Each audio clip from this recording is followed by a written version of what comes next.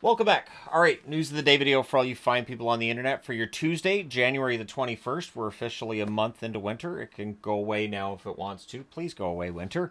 All right, that being said, starting with waiver wire news at the top of the board, Walker Duehr's been waived by the Calgary Flames.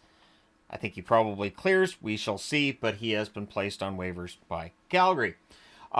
Getting into other news, Danny Brier, the latest to pile on with Hockey Canada. A little different than some of the other criticisms I've seen. A lot of the criticisms around Team Canada from the World Juniors are who was picked and who wasn't. And a lot of talk about who wasn't there that were top draft picks and really good prospects. And I think that's fair. I think that's a fair criticism to ask why certain players weren't picked. But where Brier's going with it is he's saying that the usage of Luchenko wasn't really the kind of usage that they envisioned for him going forward. So they don't feel like his role with Team Canada brought out his strengths. And the same thing with Bonk. They felt like Bonk was not being put in a position to utilize his strengths in his game. So further than just saying Team Canada picked the wrong players, he's saying, hey, they picked these players, and that's fine, but the way they were utilized wasn't correct. So we'll see if Hockey Canada takes any of this criticism to heart going into next year's tournament. But yeah, a lot of talk about Team Canada, and I think that's an interesting take too, that we're not going to talk about the players that didn't get picked. We're going to talk about how the players that were picked were used. So let me know your thoughts if you watched every minute of that tournament with Team Canada. Do you agree with that assertion that some players were put in the wrong position? And I'm sure there will be a lot of people that will agree with Danny Brier on that. After last night's game against Utah, Coach Scott Arniel was not shy about the effort for the Winnipeg Jets and the criticism of said effort. And I'm gonna say they played terribly last night. I know after the first period, I was mumbling to myself in here, like, do they think Comrie's in net? Because they just didn't look good. And this is the problem, that when Jets fans are saying, well, it's fine, they lost that one, Comrie's in net, you get in those bad habits, they can start bleeding over to other games as well. So the Winnipeg Jets need to get this figured out because we're a little past the halfway mark of the season. They're in a very good position. I think that's part of it too. I think that they probably know they're really high up in the standings. And teams, it can be hard to get motivated. Whereas for Utah, every game is a playoff game for them right now. So understandable that they would be intense, being the Utah Hockey Club, but Winnipeg had to match that, had to answer that. And one thing that, well, a couple things spotlighted by Arniel are long shifts, meaning guys stayed out there longer than they should have, and turnovers. Which, yeah, turnovers, it is frequent that I'm doing a review and I'm like, and turnover, and it's in the net. Very, very quickly. Today's hockey, you make a mistake in your own zone, it's in your net 3 or 4 seconds later. Very, very quickly. So we'll see what Winnipeg does to recover and to get themselves going, because tomorrow night they're in Denver against Colorado. So Colorado's going to be kind of ticked off themselves after losing at home against Minnesota.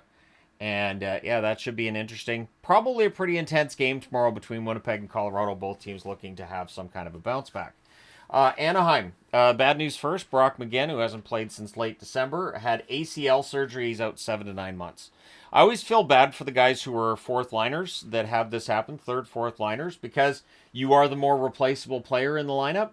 And at this point in time in McGinn's career, that has to be a concern, is that by the time he's healthy, will there be a place for him? And you know, is he going to end up having to fight for his job all over again? In all likelihood, probably yes. But on the good side of the news, so I'm wearing Anaheim for this reason, also to remind myself to say something in this video. But yeah, Zegras is set to return. So they just put out on the formerly known as Twitter that he's good to come back. And yeah, Zegras is set to return. I also want to say too, for people in that area who might be wondering about, you know, when is Shannon going to post about the meetups? We've not heard back yet from our contact with the Anaheim Ducks. So if I don't hear back from my contact with the Ducks, we'll probably do like a dinner. We'll probably have like a meetup like we've had during the summers when we've gone down there. I really wanted to play some street hockey, but if that's not an option for us, then we'll go in another direction. So yeah, but Zegras set to return for the Ducks. Good news there. Linus Ullmark doing rehab work after practice for the Sens. This tells you he's on the road to recovery. He is traveling with the team. I don't know how close he is, though, if he's still doing rehab work after practice. But there is some speculation he could be back, say, within the next week. David Perron is in a regular jersey at practice, and he was taking turns on the fourth line, so there's the possibility he'll play in their next game. He has not recorded a point for them in the games he's played so far this season, but adding Perron back to the lineup, it's good. He's a veteran on the fourth line, doesn't hurt you there. Zach McEwen in Ottawa Senators news as well via Belleville. So he's been down with the Belleville Senators, and he's taking a personal leave from the team. So the team supporting him, saying that he's got to do what he's got to do. They're giving him all the vocal support they can. I will say as well, whatever Zach McEwen's dealing with at this point, hopefully that gets dealt with and he can come back and start playing hockey again, whether it's at the AHL level or if he gets called up by the Ottawa Senators at some point as well. Yeah, McEwen, everything I've seen with McEwen, he seems like a perfectly nice guy. And so hopefully everything's going okay, and whatever the reason is for the personal leave, hopefully that gets cleared up quickly. All the best to him. Detroit recalls Soderblom from the AHL. Soderblom's an interesting one. He hasn't really lit it up at the AHL level. I'm not sure we expected him to, but there was a lot of hype around Soderblom just for his size and for how he played at the World Juniors. And that a lot of that noise is quieted down. He got passed by a lot of other prospects in the Detroit organization. I'll be interested to see if he does play for Detroit, where they deploy him in the lineup, and what his role is. Are you going to park him in front of the net on the power play, that kind of thing? Because he's a big player, so he's already shown at the junior level that can work for him. So we'll see what the plan is with Soderblom. Kastelik's been placed on IR by the Boston Bruins, so they've recalled Patrick Brown and Max Jones. The Boston Bruins find themselves above the playoff line right now. We'll see if they can stay there, of course, as well, as we are now well into the second half of the season. I'm very happy about that. When they were showing last night how many games are remaining for everybody, I was like, hey, this is great. We're going to be talking about playoff races soon enough. Get through these dog days of January as they are. And they definitely are. You can tell that some teams, Winnipeg being an example of this, it's hard to get motivated for a full 82 game schedule. Sorry I keep hitting the strings, but they seem to be happy to see me today. We'll see how things go with Boston with Patrick Brown and Max Jones in the lineup. They're veterans, they're NHLers that can easily pass through waivers again when the need arise, and with Kastelik out of the lineup, they'll be called upon for some fourth line minutes. Tyler Myers, interesting take for Tyler Myers.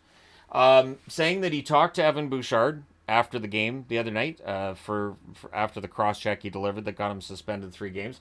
He's not saying the 3 games are wrong, and McDavid isn't appealing the 3-game suspension he got either, but he did say he didn't mean to hit Bouchard in the face, that Bouchard was bringing his gloves up, and that brought his stick up further, meaning I guess he was going to cross-check him here, and then ended up getting him in the face instead. He did say he's never cross-checked anybody in the face before. He's been suspended before. He's been riding that line in his career plenty, which is kind of how he has to play, right? That is kind of his game. So I think it's nice that he did talk to Bouchard after the game, make sure he's okay. He said he was glad that Bouchard was okay. There was no injury there, and so it definitely looks like for the Vancouver Canucks. And Tocchet too said he's not happy that McDavid's going to be out.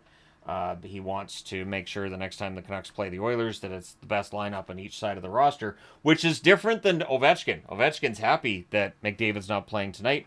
Ovechkin's saying that kind of helps the Capitals. The one thing that I would say with that, though, is that anytime McDavid's been out with injury, Draisaitl raises his game, and the Oilers tend to have a pretty good record without McDavid.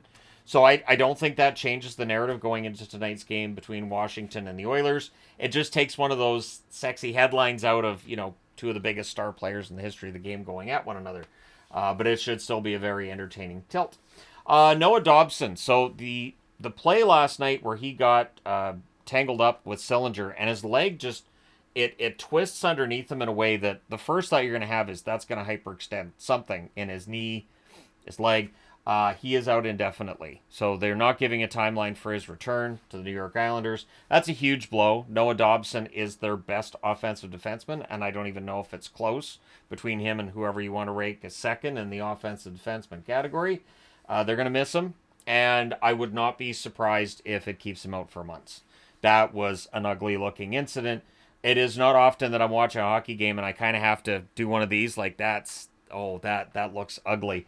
But that's what happened with the Dobson play. So hopefully he's back sooner than that that looked like it would, keep him out when you saw the play, and hopefully he's not out as long as indefinitely can be for a hockey player.